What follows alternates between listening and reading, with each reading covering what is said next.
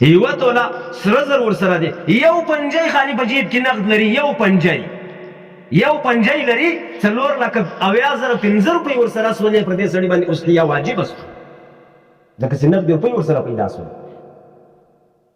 که چېرې نقد روپۍ نه وای پر دا یوه توله سرو زرو باندې که څه قیمت یې تر نصاب تر 4,22,000 اوړي، بیا هم پر ده باندې اضحیه نشته.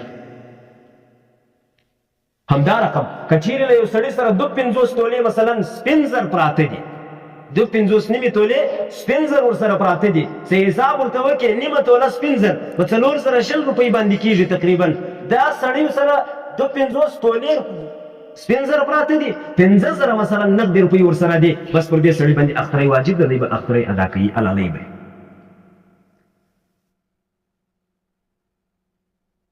خبره باندې پوهېږي انشاءالله.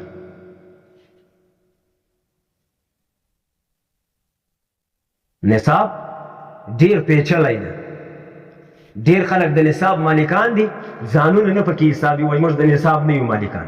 ډیر خلک د نصاب نه دي مالکان، بیا هم الله تعالی توفیق ورکړی د دوی ځي ځان ته یو قرباني پیدا کوي، یو پسه پیدا کوي، صرف نفل نیت پکې کوي، نفلي قرباني ده، هغه حلالوي، هغه باندې هم الله جل شانو دوی ته ثواب ورکوي. خو ډیر خلک له واجبه تښتي، د واجبې قرباني څخه ځان پټوي. یعنی لنډه خبره به دا وکړو چې پر هر چا باندې زکات فرض وو، پر هغه باندې اضحیه واجب. پر هر چا باندې چې زکات فرض وو، پر هغه باندې اضحیه واجبه. خو داسې مه کوئ چې پر چا زکات نه ده فرض، دا نه معنا چې پر هغه باندې اضحیه هم نه ده فرض.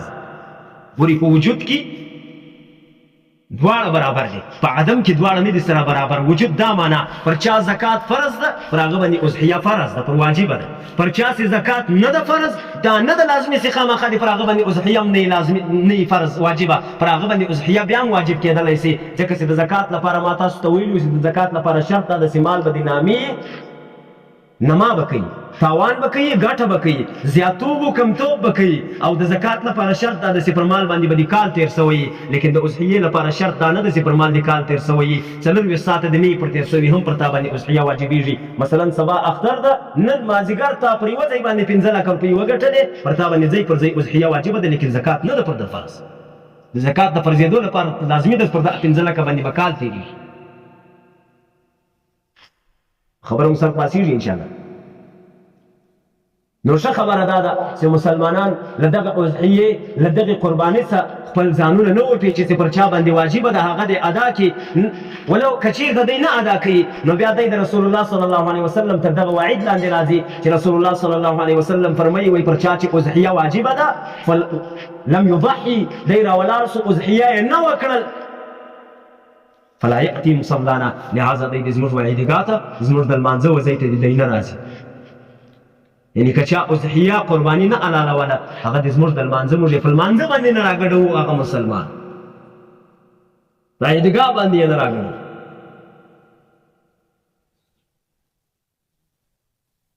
لہذا مسلمانان باید کوشش وکړي چې خپله اضحیه که پر چا باندې واجبه ده، هغه د خپله اضحیه واخلي، حلاله دې کړي. په اضحیه کې دې کوشش وکړي چې کوم چاغ او ښه پسه ده هغه دې پیدا کړي، کوم چاغ او غټ غویی ده یا وښ ده یا ګامیښه ده. ګامیش مونر په څه وایي؟ سانډا، اردو کې خو سانډ ورته وایي، په پښتو کې والله اعلم. یا یې سانډا پیدا کړئ، چاغ دې پیدا کړي، غټ دې پیدا کړي. ځکه چې حدیث کې راځي رسول الله صلی الله علیه وسلم به هر کال 2 پسونه حلالول، چاغ پسونه یې حلالول، ډنګر پسونه یې نه دي حلال کړي په اضحیه کې. په اختري کې باید سړی ځان نه کړي خلاص، هسې مې ورته مخه در راځئ چې په 50,000 یې اخوول یې په لک نه اخو، چې کمزوری اخوول یې ښه پسه نه اخو، غیرتمند پسه به واخو، حلال به یې کړو. دا پسه دا وینا چې کله مسلمان توکي، حدیث کې راځي رسول الله صلی الله علیه وسلم وایي دا اضحیه چې ده حلاله کړل، د دغې اضحیې د هر ویښته په بدن کې الله جل شانو ده ته یوه نیکي ورکوي.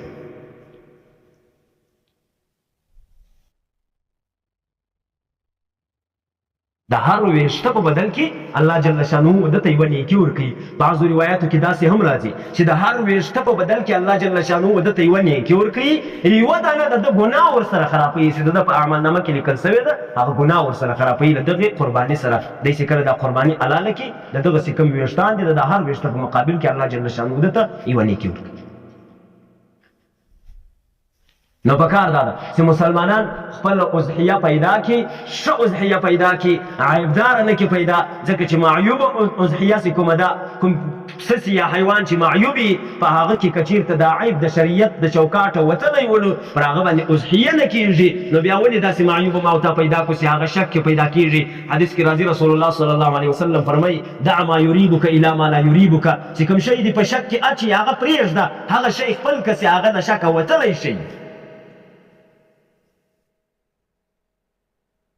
لہذا معیوب پسه باید ما ورته نکو پیدا، معیوب غوی و غوا باید ما ورته نکو پیدا، معیوب وش او وشه باید ما ورته نکو پیدا. کوشش وکړو چې صحیح سالم روغ رمټ حیوان ما ورته پیدا کړو د اضحیې لپاره. اضحیه چې کله حلالېږي یوازې پر پسه باندې حلالېږي، مثلا هغه که مړ ده که مړیي ده که وزیي ده، او پر غوی باندې حلالېږي، پر غوا باندې، پر وش او پر وش باندې، او پر ګامیش او پر سانډا باندې، له دغه ما سوا چې کوم حیوانات دي هغو باندې اضحیه نه کېږي. اوسۍ هم حلاله ده که نه؟ اوسۍ باندې اضحیه نه کېږي ځکه چې هغه غرنۍ ده، کورنۍ نه ده. پر کورني حیوان باندې اضحیه واجب ده. د غره پسه راوله دلته په اضحیه کې نه سې حلالولی ځکه چې هغه نه ده مانوسه، دغه حیوان به ته حلالوې چې هغه مانوس.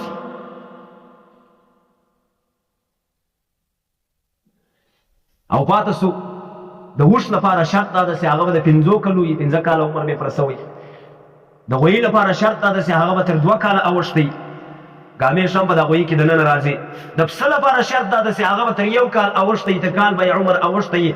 خلک اکثره خلک د پسه و غاښو ته ګوري چې غاښونه یې راغلي دي که نه دي راغلي، ګورئ عمر ته یې ګوري، که عمر چېرته تر کال اوښتی و بیا که غاښونه راغلي او که نه و راغلي، پر دغه پسه باندې اضحیه کېدلی سي په شرط د دې چې دی به خوراک کولی سي.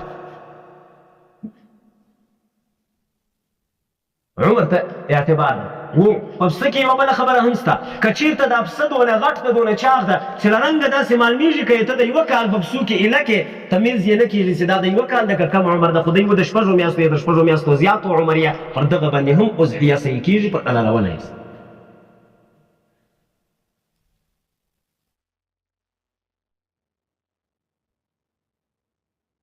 ما درته وویل معیوبه باید نکو پیدا. رسول الله صلی الله علیه وسلم په یو حدیث کې فرمایي والاضحیه نه ده جایزه پر کومو پسو باندې العرجاء البین ضلعها، هغه ګوډ حیوان چې د ده ګوډ تګ له لرې معلومېږي.